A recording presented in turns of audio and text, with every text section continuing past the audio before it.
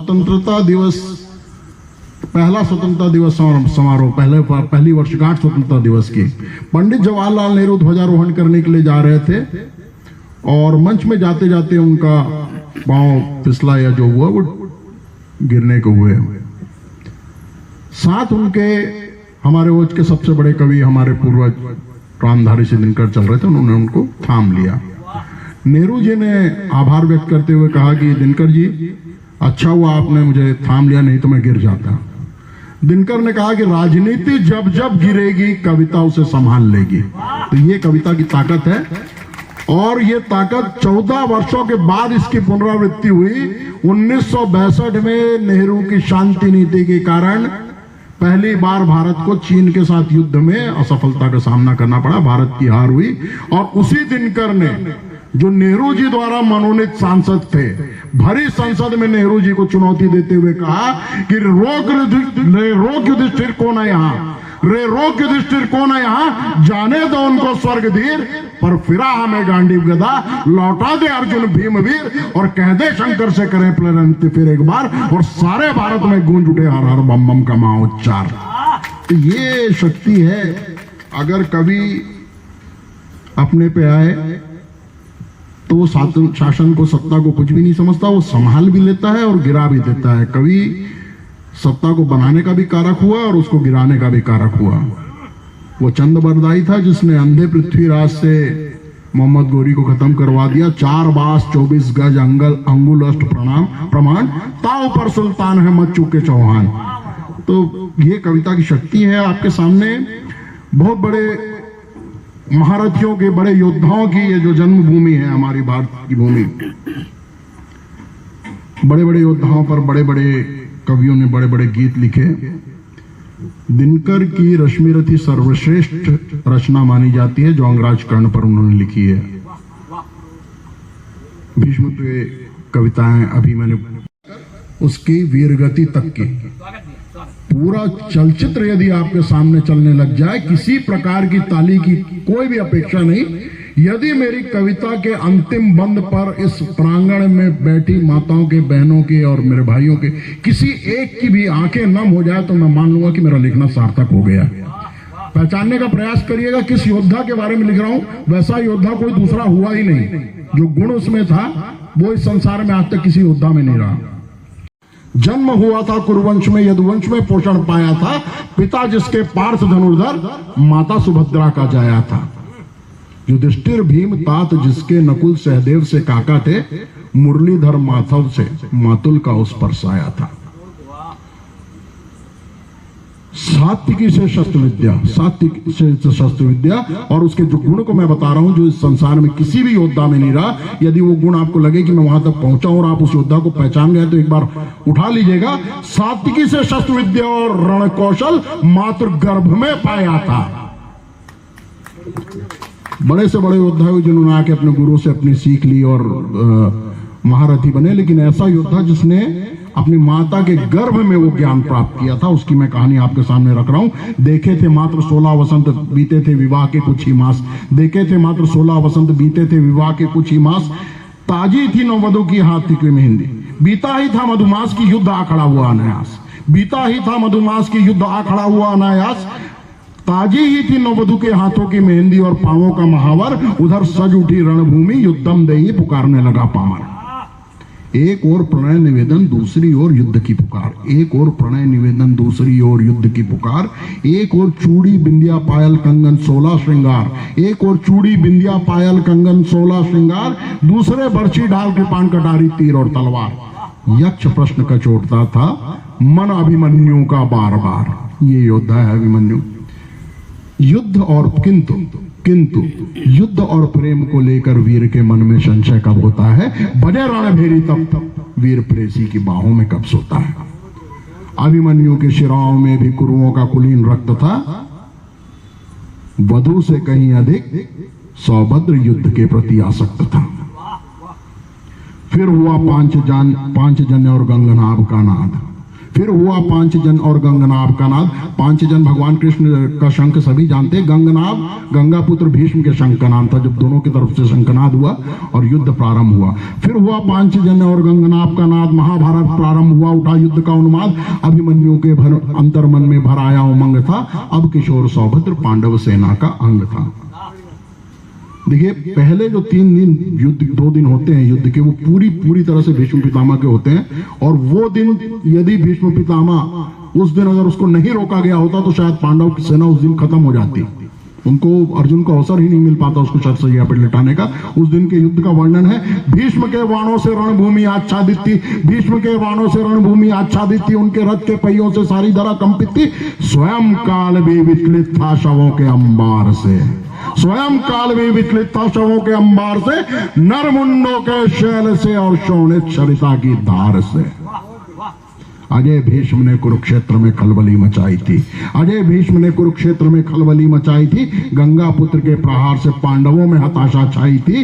तब देखिए, अभिमन्यु और भीष्म का पहला परिचय रण क्षेत्र में होता है, क्योंकि जब वनवास में पांडव जाते हैं और सुभद्रा गर्भवती होती है, वो अपने भाई कृष्ण के पास चली जाती है द्वारका, और उसके बाद जब विराट युद्ध जीतते हैं और राजा विराट जब अपनी पुत्री उत्तरा का विवाह का प्रस्ताव अर्जुन से रखते हैं, तो अर्जुन उनको मना कर देते कि मैंने गुरु के रूप में इसको शिक्षा दी है, तो मैं अपने पुत्र से इसका विवाह कर सकता हूं। तब अभिमन्यु को द्वारिका से बुलाया जाता है, और वो हस्तिनापुर कभी नहीं गया होता अभिमन्यु। इनका पहला परिचय भीष्म पितामह और अभिमन्यु का, उसको जिस तरह से मैंने उस चित्र को खींचने का प्रयास किया है, आपको अगर समझ में आया तो जरूर हाथ में उठा लीजिएगा दोस्तों इन लाइनों को। अजय भीष्म ने कुरुक्षेत्र में खलबली मचाई थी, गंगा पुत्र के प्रहार से पांडवों में हताशा छाई थी, तब वह के अंतिम पड़ाव से तरुणाई टकराई थी, और अभिमन्यु ने गंगा पुत्र की आंखों से आंख मिलाई थी।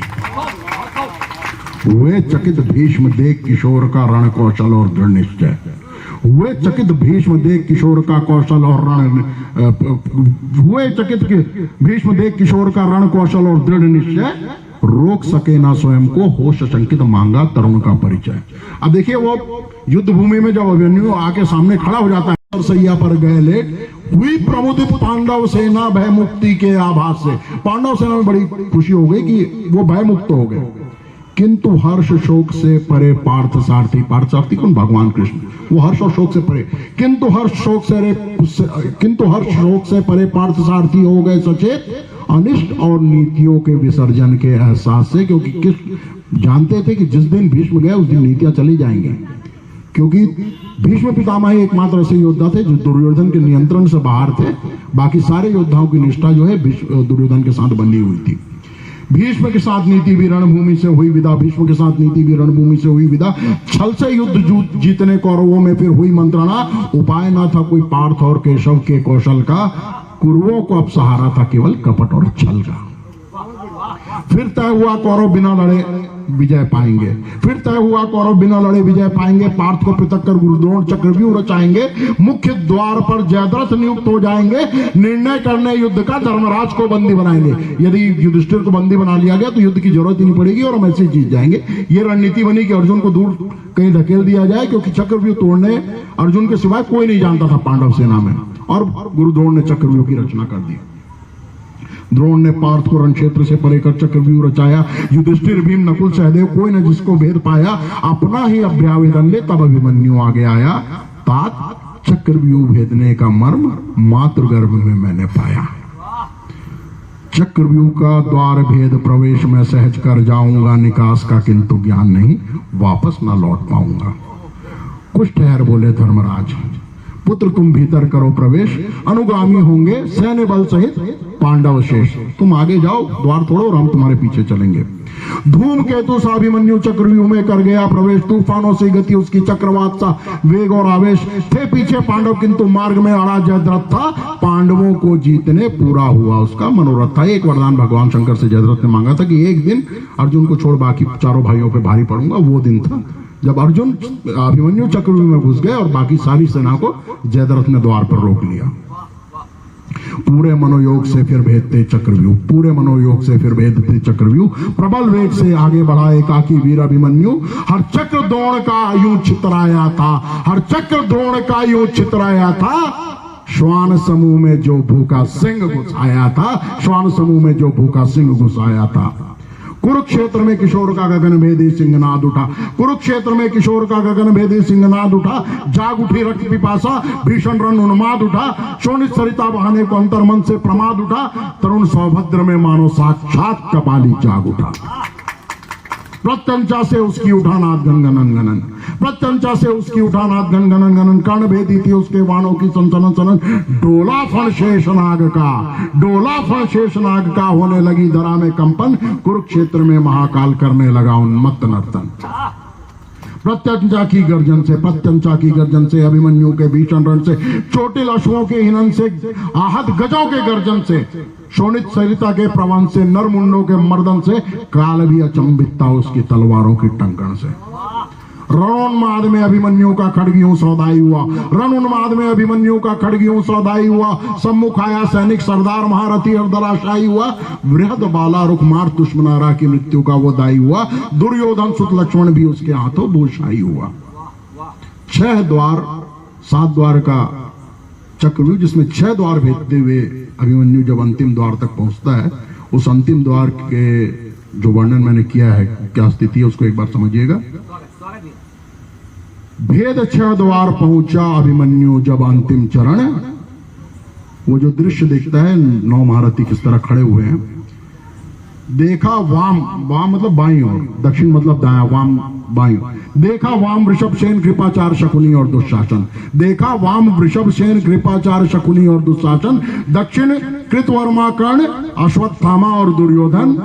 बने साक्षात काल का अवतार, मध्य खड़े थे द्रोणाचार्य। बने साक्षात काल का अवतार, मध्य खड़े थे द्रोणाचार्य। ये भयावह दृश्य एक 16 साल की योद्धा के लिए कि विश्व के सर्वश्रेष्ठ 9 महारथी उसके सामने खड़े हुए हैं। देख भयावह यह दृश्य, काल भी हुआ चिंतित था, पार्थ पुत्र किंतु तनिक भी हुआ न विचलित था। तीरों का जो तूफान उठा भारत के कमान से, हर महारथी आहत था अभिमन्यु के बाण से। जब 9 महारथियों के सामने खड़े हुआ और द्वंद्व युद्ध हुआ, एक एक करके युद्ध हुआ, तो 9 के 9 महारथियों को अभिमन्यु ने घायल कर दिया। देखा सुयोधन ने द्वंद्व युद्ध हुआ अब कठिन था, भाव नैतिकता का तो उसमें पहले ही क्षण था। संयुक्त प्रहार का फिर उसने किया आदेश। टूट पड़े 9 महारथी, टूट पड़े 9 महारथी। एक 16 साल के बच्चे के ऊपर टूट पड़े 9 महारथी। नहीं रही न फिर मर्यादा शेष, रही न फिर मर्यादा शेष। टूटा धनुष छूटा रथ, टूटा धनुष छूटा रथ, गिरा भूमि पे घायल शरीर। टूटा धनुष छूटा रथ, गिरा भूमि पे घायल शरीर। पर अंतिम श्वास तक हार कैसे स्वीकारता वीर। क्षण भर में फिर उठा अभिमन्यु युद्ध को तैयार, क्षण भर में फिर उठा अभिमन्यु युद्ध को तैयार। होने लगी फिर उस पर अगिनत बाणों की बौछार। जंघा बिंधी, जंगा बिंधी बिंधी बुझा हुआ वाण सीने के पार। जंगा बिंधी बिंधी बुझा हुआ वाण सीने के पार। कलाई ने जब भेदा, कलाई को जब भेदा वाण ने, कलाई को जब भेदा वाण ने, छूट गई तलवार।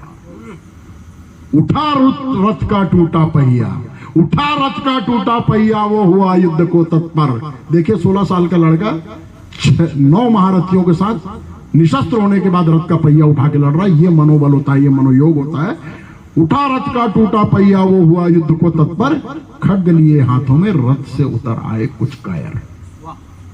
जो रथ पे बैठ के लड़ रहे थे, जब अभिमन्यु विरथी हो गया, जमीन में आ गया, उसने रथ का पहिया उठा लिया, तो उससे लड़ने के लिए नीचे जमीन पे आ गया। निशस्त्र योद्धा पर होने लगे तलवारों के वार, निशस्त्र योद्धा पर होने लगे तलवारों के पार। कभी उधर पार, कभी वक्ष पार, एक बार नहीं बारंबार। पूरा शरीर हुआ छलनी था, फूट रही थी शोणित धार। और हाथों में पहिया ले सौभद्र कर रहा था प्रतिकार, हाथों में पहिया ले सौभद्र कर रहा था प्रतिकार। शत विक्षत हुई काया, छत विक्षत हुई काया पर मनोबल का था प्रचुर संचार।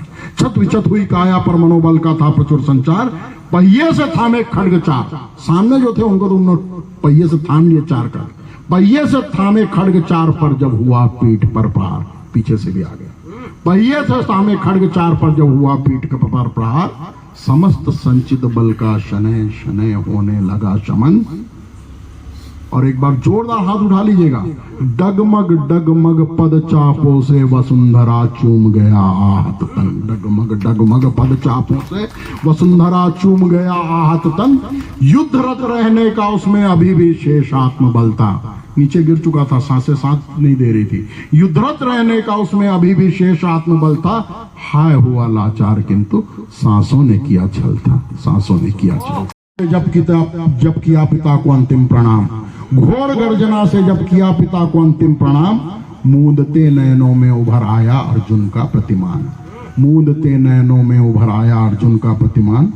द्रवित पिता ने कहा, अब पिता की स्थिति देखिए कि आपाद मस्तक पुत्र जो है वो घायल है, हर जगह तीरों से बिंदा हुआ है, 16 साल का बच्चा खड़ा है और 9 महारथियों ने उसका वध किया है। क्या स्थिति होगी एक बाप की जब अपने बेटे के मरणासन शरीर को देखेगा वो। द्रवित पिता ने कहा, पुत्र आपाद मस्तक तू है घायल। द्रवित पिता ने कहा, पुत्र आपाद मस्तक तू है आहत। द्रवित पिता ने कहा, पुत्र आपाद मस्तक तू है आहत। आहत नहीं पिताश्री, लाल आपका हो गया वीरगत। लाल आपका हो गया वीरगत। यूं वीरता का नया अध्याय लिख। सौभद्र हुआ तथागत, सौभद्र हुआ तथागत, सौभद्र हुआ तथागत।